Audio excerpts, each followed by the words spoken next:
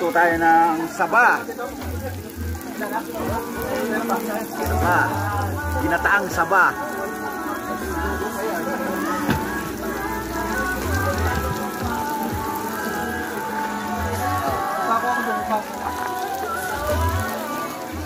Yummy to, yummy.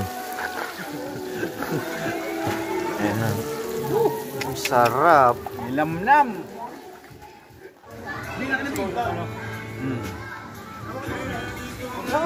Paglagay ng sili, dapat nakaganon.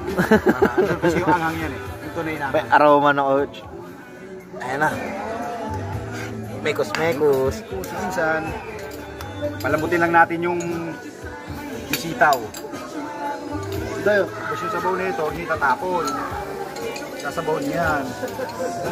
Ang palasa och. Pahuli na natin yung ano, yung sardinas na walang ulo kasi malambot na yan eh. Tanga ka ba, ilalagay mo yung malambot na yan. Pag magluluto kayo nito, dapat doon sa maiita. Nasisikatan siya ng araw para makakatipid kayo sa ano, sa gas. Oh, kumukulo na guys. Bibigyan. Lalagyan natin ng magic syrup yan, siyempre. Perfect.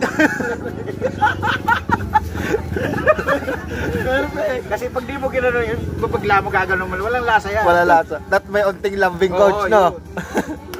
Paano perfect? Siyempre, yung sabaw nito, huwag mo itatapon.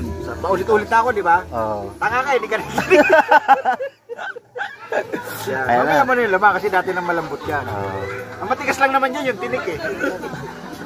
Sarap talaga. Butin lang natin yung ano, sitaw.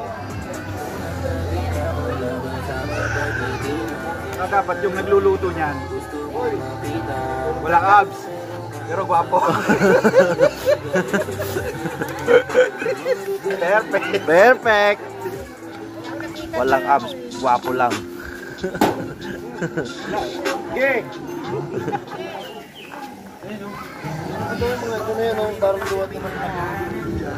Hey, nalagay na natin yung pangdiin ng ano, saba. Wow. Uy, sarap. Namit gid.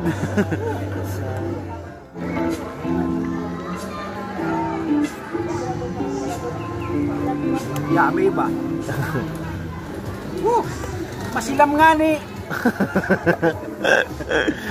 Hey. Yan.